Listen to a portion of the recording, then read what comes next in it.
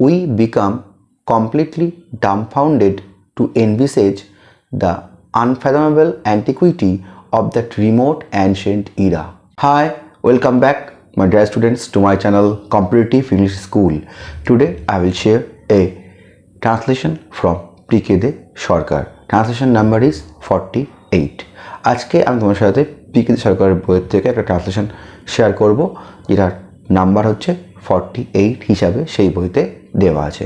প্যাসেজের একদম ফার্স্ট লাইনে বলা আছে, আমরা আবার আজকে একটি প্রাচীন যুগের দেশের কথা আলোচনা করিব। এই দিয়ে ট্রান্সলেশনটা শুরু হচ্ছে। তো আজকে এই ট্রান্সলেশনটার আমি পুরো অ্যান্সার করে তোমাদের সাথে শেয়ার করব এবং একরকম না 2 থেকে 3 রকম ট্রান্সলেশন করে তোমাদের দেখিয়ে দেবো। তো শুরু করার আগে আমরা দেখে নিই what is said in the প্যাসেজে কী বলছে সেটা আমরা আগে দেখে নিই।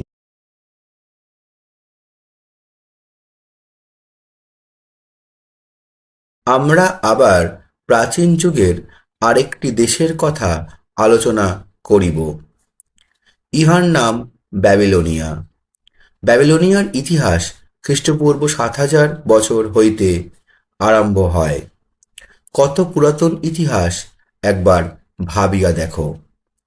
এই সুদীর্ঘ কালের কথা কল্পনা করিতেও আমরা বিস্ময়ে অবাক হয়ে যাই। ইহার সর্বশ্রেষ্ঠ রাজা নেবুচাডনেজারের বিষয়ে তোমাদের কিছু জানা উচিত।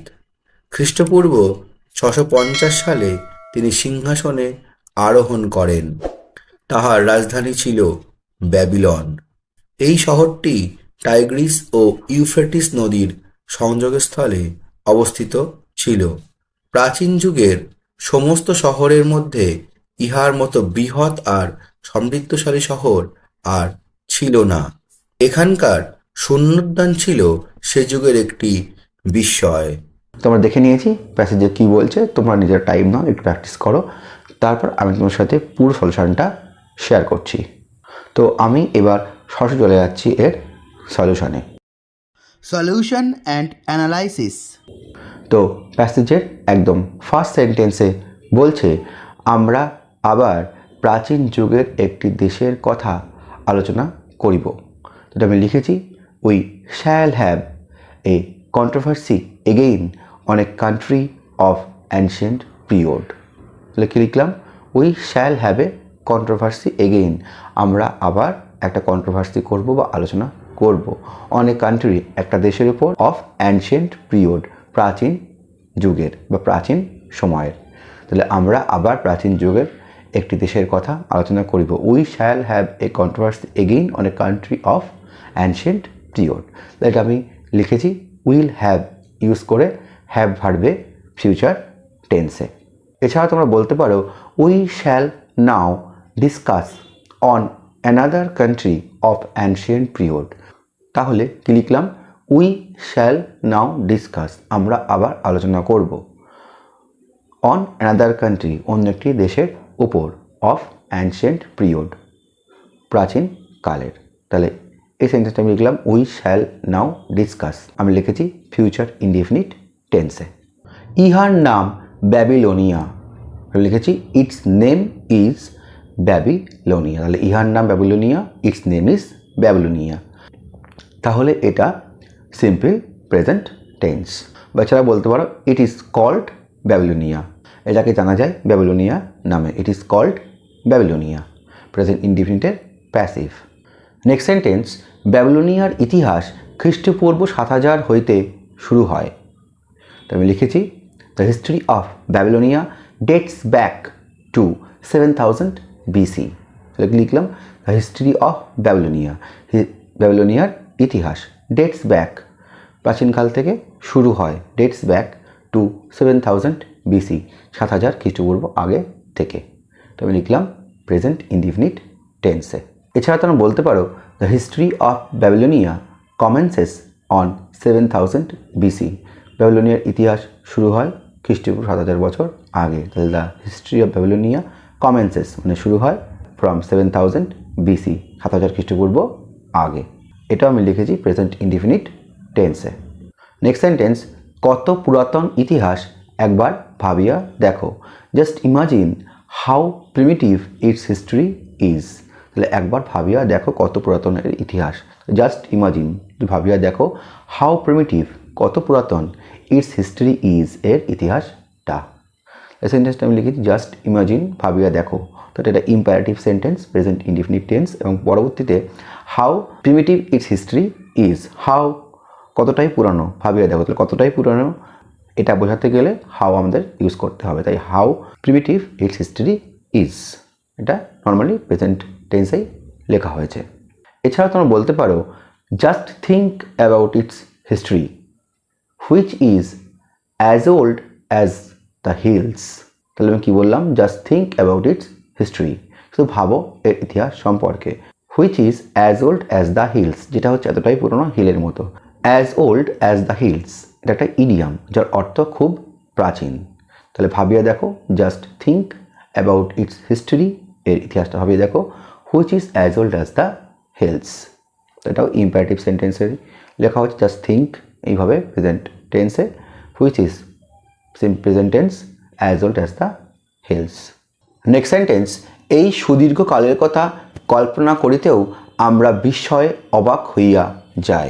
এটা আমি লিখেছি, we become completely dumbfounded to envisage the unfathomable antiquity of that remote ancient era. বাংলায় কী বলেছে, এই সুদীর্ঘ কালের কথা কল্পনা করিতে আমরা বিস্ময়ে অবাক হইয়া যাই। তাহলে উই বিকাম কমপ্লিটলি ডাম্বফাউন্ডেড, আমরা পুরো বিস্ময়ে অবাক হয়ে যাই, কমপ্লিটলি সম্পূর্ণরূপে ডাম্বফাউন্ডেড, পুরো অবাক হয়ে যায়। টু এনভিসেজ, এনভিসেজ মানে কল্পনা করা, এনভিশন থেকে এসছে এনভিসেজ, two envisage the unfathomable antiquity, সুদীর্ঘ কালের কথা কল্পনা করিতে বিস্ময়ে অবাক হইয়া যায়। দ্য আনফ্যাথমেবল অ্যান্টিকুইটি, আনফ্যাথমেবল মানে যেটা প্রচুর গভীর বা আমরা কল্পনা করতে পারি না, অ্যান্টিকুইটি মানে সেই প্রাচীন কালের কথা। The unfathomable antiquity of the remote ancient era, remote মানে অনেক দূরের, অ্যানশিয়েন্ট মানে প্রাচীন, ইরা সেই সময়। তাহলে আমি কি লিখলাম, উই বিকাম কমপ্লিটলি ডাম্বফাউন্ডেড, আমরা পুরো বিস্ময়ে অবাক হয়ে যায়। টু এনভিসেজ, কল্পনা করিতে, দ্য আনফ্যাথমেবল অ্যান্টিকুইটি, সেই প্রাচীনকালে গভীরতা বুঝতে পারি না, of the remote ancient era, সেই সুদীর্ঘ প্রাচীন কালের ব্যাপারটা। এটা আমি লিখেছি বিকাম ইউজ করে প্রেজেন্ট ইনডিফিনিট টেন্সে। এছাড়া তোমরা একটু সহজভাবে বলতে পারো, we are astounded with wonder to think about such a long period of time.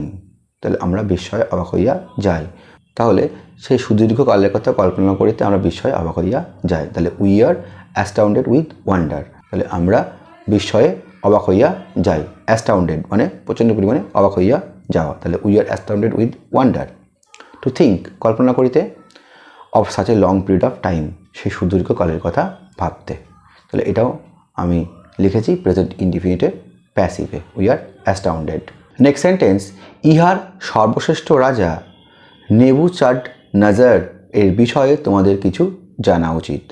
তো আমি লিখেছি, you should know something about its all time supreme king Nebuchadnezzar. তাহলে কী লিখলাম, ইউ শুড নো সামথিং, তোমাদের জানা উচিত কিছু, about its all time supreme king, সবসময় সর্বশ্রেষ্ঠ রাজা, কি নাম, নেবুচাডনেজার। তাহলে ইয়ার সর্বশ্রেষ্ঠ রাজা নেবুচাডনেজারের বিষয়ে তোমাদের কিছু জানা উচিত। তাহলে you should know something about his all time supreme king Nebuchadnezzar, আমি লিখেছি শুড ইউজ করে প্রেজেন্ট টেন্সে। এছাড়া তোমরা বলতে পারো, one should be acquainted with its most illustrious ruler Nebuchadnezzar. তাহলে one should be acquainted with, একজনের এর সাথে পরিচিত হওয়া উচিত বা জানা উচিত। One should be acquainted with its most illustrious ruler, এর সব থেকে সর্বশ্রেষ্ঠ রাজা নেবুচাডনেজার, যার নাম নেবুচাডনেজার। তাহলে এই সেন্টেন্সটা আমি লিখেছি, one should be acquainted with. তাহলে এটা নর্মালি প্রেজেন্ট টেন্সের শুড বি অ্যাকোয়ান্টেড উইথ অর্থাৎ প্যাসিভে লেখা হয়েছে। নেক্সট সেন্টেন্স, খ্রিস্টপূর্ব 650 খ্রিস্টাব্দে তিনি সিংহাসনে আরোহণ করেন। তাহলে লিখেছি, he ascended the throne in 650 BC। তাহলে তিনি সিংহাসনে আরোহণ করেছিলেন। হি অ্যাসেন্ডেড দ্য থ্রোন, সিংহাসনে তিনি বসেছিলেন ইন 650 BC, খ্রিস্টপূর্ব 650 বছর আগে। He ascended past indefinite tense. এছাড়া তোমরা বলতে পারো his coronation tooks place in 650 BC. তার সিংহাসনে আরোহণ হয়েছিল। His coronation took place in 650 BC. তার করোনেশন অর্থাৎ সিংহাসনে আরোহণ হয়েছিল রাজা হিসেবে 650 খ্রিস্টপূর্ব আগে। টুক প্লেস এটাও পাস্ট ইনডিফিনিট টেন্সে লেখা হয়েছে। তাহার রাজধানী ছিল ব্যাবিলন। লিখতে হবে হিজ ক্যাপিটাল ওয়াজ ব্যাবিলন। তাহার রাজধানী ছিল ব্যাবিলন। হিজ ক্যাপিটাল ওয়াজ ব্যাবিলন। ওয়াজ ইউজ করে সিম্পল পাস্টে লেখা হয়েছে। নেক্সট সেন্টেন্স, এই শহরটি টাইগ্রিস ও ইউফ্রেটিস নদীর সংযোগস্থলে অবস্থিত ছিল। আমি লিখেছি the city was situated at the confluence of the Tigris and the Euphrates. লিখলাম দ্য সিটি ওয়াজ সিচুয়েটেড, তাহলে এই শহরটি অবস্থিত ছিল of the Tigris and the Euphrates. Tigris নদী এবং ইউফ্রেটিস নদীর সংযোগস্থলে এটি অবস্থিত ছিল। তাহলে ওয়াজ সিচুয়েটেড, তাহলে লিখেছি আমি পাস্ট ইনডিফিনিট টেন্সের প্যাসিভে। The city was situated at the confluence of the Tigris and the Euphrates. এখানে সিচুয়েটেড না লিখে এটা লেখা যেতে পারে দ্য সিটি ওয়াজ লোকেটেড। লোকেটেডও এখানে ইউজ করা যেতে পারে, located at the confluence of the Tigris and the Euphrates. Next sentence, প্রাচীনকালে সমস্ত শহরের মধ্যে ইহার মতো বৃহৎ আর সমৃদ্ধশালী শহর আর ছিল না। আমি লিখেছি none of the cities of ancient time was as large and prosperous as that city. লিখলাম none of the city of ancient times. প্রাচীনকালে এরকম কোনো শহর ছিল না। ওয়াজ অ্যাজ লার্জ এতটাই বৃহৎ, অ্যান্ড প্রসপারাস এতটাই সমৃদ্ধশালী, লাইক অ্যাজ দ্যাট সিটি এই শহরের মতো। তাহলে এটা আমি লিখেছি ওয়াজ দিয়ে সিম্পল পাস্ট টেন্সে। এছাড়া তোমরা লিখতে পারো there was no other city as large and flourishing as it. তাহলে সেখানে আর এরকম কোনো শহর ছিল না। There was no other city as large এতটাই বড়, অ্যান্ড ফ্লাউরিশিং সমৃদ্ধশালী অ্যাজ ইট এর মতন। এটা আমি সেই একইভাবে ওয়াজ ইউজ করে সিম্পল পাস্ট টেন্সে লিখেছি। লাস্ট সেন্টেন্সে বলছে এখানকার শূন্যোদ্যান ছিল সে যুগের একটি বিস্ময়।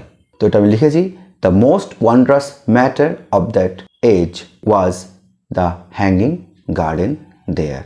সেখানকার শূন্যোদ্যান ছিল একটা বিস্ময়, সব থেকে যা বিস্ময়ের ব্যাপার। The most wondrous matter of that age সেই সময়ের was the hanging garden there. সেখানে ছিল একটা কি না শূন্যোদ্যান বা ঝুলন্ত বাগান।